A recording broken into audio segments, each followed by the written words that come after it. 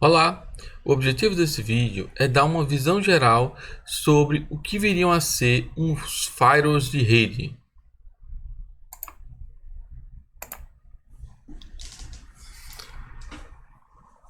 O conceito de firewall, uma tradução literal de firewall vem de algo como uma parede de fogo, que basicamente é uma ferramenta que vai servir para que a gente possa proteger a nossa rede de eventuais acessos indevidos. E aí, quando a gente fala acesso indevido, pode ser tanto um acesso vindo do mundo exterior para o mundo interior ou um processo inverso, que é impedir que algum acesso não adequado tende a sair da rede. Esse material ele tem como base o material produzido pelo professor Felipe Raulino, da disciplina de segurança de redes. E aí, o firewall, ele muitas vezes ele é definido como uma combinação de hardware e software, ou seja, de equipamentos físicos quanto como softwares, que vão servir para isolar uma rede local de um dado da organização da internet. Então ele vai servir como um murozinho, uma barreira entre o mundo externo e o mundo interno. É importante a gente falar aí que quando a gente fala de firewall, não necessariamente a gente vai ter que ter um hardware dedicado, um hardware só para aquilo. Embora seja comum, não é uma obrigatoriedade. O firewall em si ele é um serviço, então um software que poderia rodar em qualquer máquina. O requisito que essa máquina teria seria ter basicamente duas placas de rede, uma placa de entrada e uma placa de saída, certo? Embora, obviamente, você possa ter equipamentos dedicados para fazer aquilo que vão ter um desempenho melhor, mas você não tem uma obrigatoriedade de fazer dessa forma. E aí, a partir dele, torna-se possível a adição de políticas que vai fazer o controle da questão de acesso, podendo tanto bloquear quanto autorizar uma dada passagem de dados. E aí, reforçando, o dado pode estar entrando na rede ou saindo dessa rede. Então aqui a gente tem uma topologia básica do que viria a ser de onde se encaixaria um firewall numa rede. Então a ideia é que o firewall ele vai estar entre a internet e a rede local, então ele vai servir como ponto de passagem. Então o dado sempre vai passar ali e cabe ao firewall decidir se o dado vai poder passar de fato ou não. Então normalmente pode acontecer que esse firewall ele vai estar imediatamente após o roteador. Ali você vai ter um firewall ali que vai bloquear os dados de entrada. Então nesse exemplo aqui a gente tem uma LAN, uma rede local com vários dispositivos, e conectado a essa LAN vai estar um dado hub, um switch, algum computador de pacotes, e entre ele e o roteador de borda vai estar o nosso firewall, que vai ser o nosso dispositivo de segurança aí. Esse é o modelo. Nós temos também algumas topologias um pouco mais aprimoradas. Nessa topologia básica, a característica que nós temos é o seguinte: a ideia é que essa LAN ela não ofereça nenhum tipo de serviço acessível para o mundo externo, não um servidor web, nada que vá demandar que alguém de fora tente acessar. Então a ideia é que o fluxo sempre seja no sentido rede interna para mundo exterior. Entretanto, em algumas redes é muito comum você ter algum tipo de serviço que vai ser acessível, como por exemplo um servidor web, um servidor de e-mail, algum tipo de servidor que na prática significa que você vai ter que permitir que alguém de fora acesse esse conteúdo externo. E aí, para esse tipo de cenário, torna-se comum você construir um modelo chamado de DMZ. Esse DMZ vem de algo como zona desmilitarizada. Seria a ideia de a gente separar a nossa rede. Percebam que começando desse firewall mais externo aqui, próximo ao roteador, até a LAN, isso é tudo a rede institucional da empresa. Então a ideia para que a gente possa dar um nível de segurança melhor é, primeiramente, a gente separar os dispositivos em dois grupos. Os grupos que não possuem recursos acessíveis externamente, ou seja, só com as máquinas normais, e eventualmente os servidores. Então a gente colocar isso em duas sub-redes distintas e colocar não apenas um firewall, mas dois. Então a gente poderia fazer o que? Um roteador que vai ter um firewall que ele vai encaminhar os dados ou para a LAN ou para a zona desmilitarizada. E aqui a gente tem um conjunto de restrições um pouco menor do que a da LAN. E temos um segundo firewall, esse sim que vai ligar a LAN, que vai permitir um controle ainda mais restrito. Então a ideia básica é o seguinte: a gente vai permitir que dados entrem da internet para a zona desmilitarizada, mas não vamos permitir que requisições venham da internet para a nossa LAN. Então a ideia básica é que como característica do firewall nós temos o seguinte, que os dados, sempre que os dados forem passados, devem passar pelo firewall, porque é nele que o administrador da rede vai conseguir adicionar as suas políticas de segurança. Então lá nós vamos dizer, olha, que um dado fluxo com tais características vai ser permitido passar ou não vai ser permitido passar. Isso é a característica mais primária de um firewall, mas um firewall não faz apenas isso. Nós temos algumas outras características, como por exemplo, a partir do firewall nós conseguimos fazer monitoramento de tráfego, como por exemplo, registro de logs, ou mesmo o envio de alertas, dado o fluxo de dados apresenta algum padrão pré-configurado pelo administrador.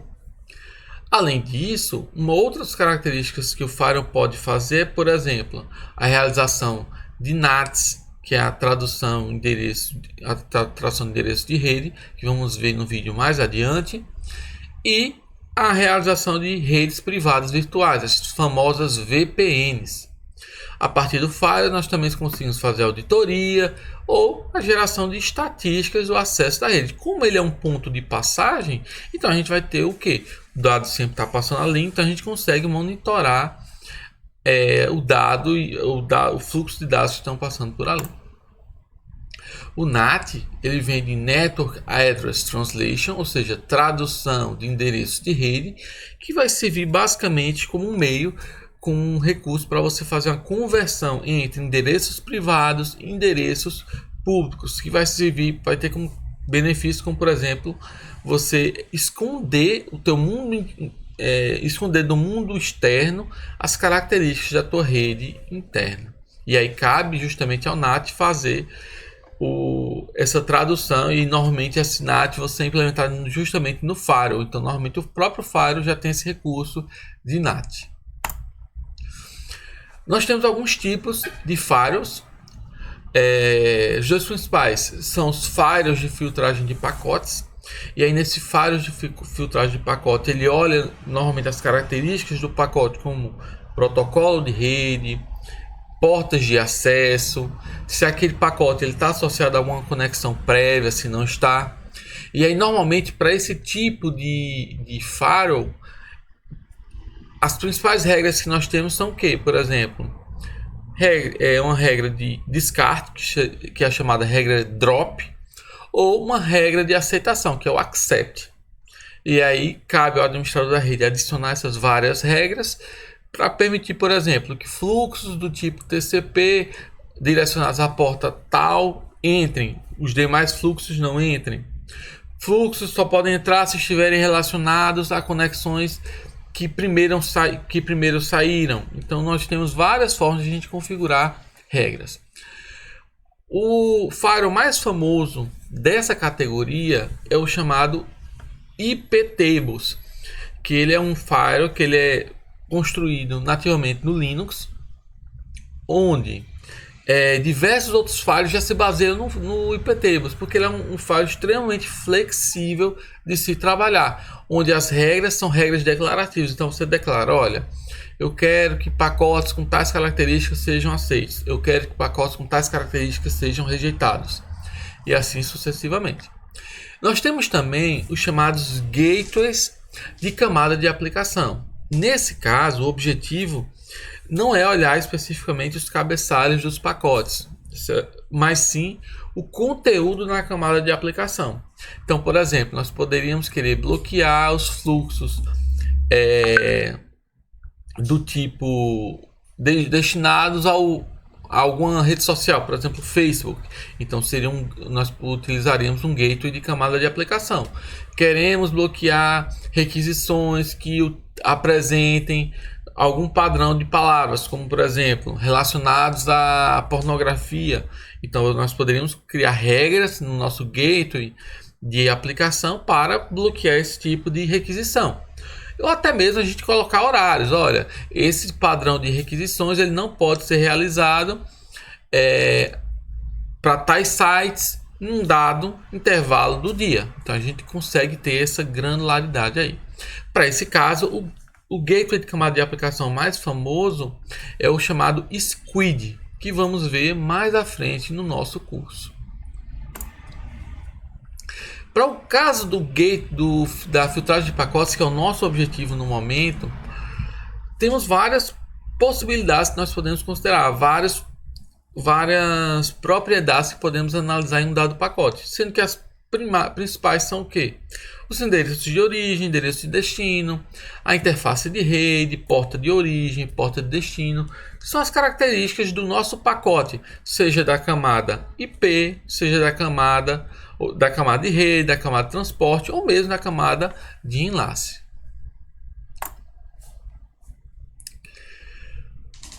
Normalmente, esse tipo de filtragem de pacote ele é implementado juntamente com o processo de roteamento. Então, onde você vai definir as regras de roteamento, você já adiciona também pensando as regras de firewall. Então, você pode, por exemplo, olha, eu quero bloquear fluxos do tipo para pacotes TCP. Eu quero bloquear pacotes TCP em tal porta. Que isso significa na prática que você vai estar bloqueando algum tipo de serviço. Então, por exemplo, se você sabe que pacotes, o protocolo FTP funciona na porta 20, o que você pode fazer é simplesmente bloquear essa porta. Então, na prática, você está bloqueando o serviço associado. E aí, considerando que todos os serviços, em geral, possuem as chamadas portas conhecidas, você bloqueia esse conjunto de portas, você vai estar bloqueando automaticamente o serviço. Uma outra característica bem importante que deve ser levada em consideração é a forma como nós vamos construir as políticas de descarte e aceitação. Nós temos basicamente duas estratégias para fazer isso. Seria o que? Os firewalls eles trabalham normalmente no modelo de política padrão, que seria o caso base, e políticas adicionais que são executadas antes da política padrão. Então você define um conjunto de políticas. Se alguma dessas políticas for aceita, então realiza-se o processo. Se nenhuma dessas políticas for aceita, então aplica-se a política padrão pré-configurada. E aí, para isso, nós temos duas estratégias. Nós temos firewalls que fazem política padrão de descarte.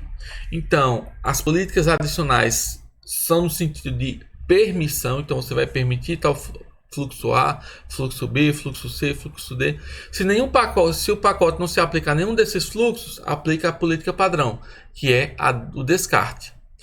Do outro lado, nós temos o inverso, que é o cenário onde a política padrão é o encaminhamento, ou seja, a aceitação. Então, as políticas adicionais que vêm antes é justamente no sentido de descarte. Descarte fluxo A, fluxo B, fluxo C. E se nada for aplicado, aí é a política padrão, que é o encaminhamento. Nós temos firewalls como o IPTables que pode ser configurado tanto de um modo quanto de outro. Ambas as estratégias, tá? E aí cabe ao administrador da rede, quando for configurar o firewall, definir a modalidade que ele quer e o conjunto de regras que ele quer. Normalmente, desses dois modelos aqui, o primeiro modelo, que é a política padrão de descarte, ele tende a ser mais seguro. Pela seguinte razão, ele garante que toda autorização ela obrigatoriamente vai ter a ciência do administrador. O administrador, para permitir um dado fluxo entre, ele vai ter que criar uma regra para aquilo. Então não vai acontecer um cenário dele esquecer um tipo de fluxo que deveria ser bloqueado. Basta ele não colocar nenhuma aceitação. Já no segundo caso, a política padrão de encaminhamento, ele tem que ter ciência de tudo que está acontecendo, de todos os fluxos possíveis que ele quer bloquear. E aí muitas vezes isso é até mais complicado, porque muitas vezes todo dia está surgindo um tipo de aplicação diferente que você pode querer bloquear. E aí você demandaria atualização constante nas regras desse firewall. O outro exemplo de firewall, que eu já tinha mencionado, são os firewalls da camada de aplicação. Estes também são conhecidos como proxies. E aí, normalmente, eles vão servir como intermediário na conexão entre as aplicações. Então, todo dado de aplicação, antes de ir para a rede externa, ele passa nesse firewall e esse sim encaminha, certo? Historicamente, eles são utilizados para os protocolos HTTP e FTP. Eles não vão proteger o sistema operacional em si, então é mais para você filtrar o conteúdo das mensagens. E é algo importante, ele não necessariamente tem que ser feito um ou outro, ou firewall de aplicação ou firewall de rede. Normalmente utiliza-se os dois. E por fim, o desempenho do firewall de aplicação é menor do que o de firewall de rede. Você tem uma granularidade maior, você consegue ir diretamente no pacote, no conteúdo do pacote, mas o desempenho é menor. Então, normalmente você usa os dois. Um para fazer o firewall de rede e outro para fazer o firewall de aplicação. E aí, para fechar, é importante a gente ter em mente o seguinte. Toda vez que você vai construir um conjunto de regras para um firewall, você tem que pensar o seguinte. O que é que você quer proteger da sua rede? Você quer evitar que usuários externos acessem um conteúdo externo? Você quer evitar que usuários externos acessem dados internos, já que, por exemplo, você não teria servidor? Então é importante ter isso em mente, anotar isso quando for fazer. Olha, o que eu quero proteger. Depois disso, olha, que tipo de conexão eu quero eventualmente deixar passar? Se eu tenho um dado serviço que ele vai ser acessível do mundo externo, o mundo externo vai acessar, quais são as características desse serviço? Qual é o protocolo que vai ser aceito, que vai ser utilizado? Em qual porta? Então, use isso aí como também subsídio para construir as minhas regras para a minha política do meu firewall. Outras propriedades que eu devo levar em consideração.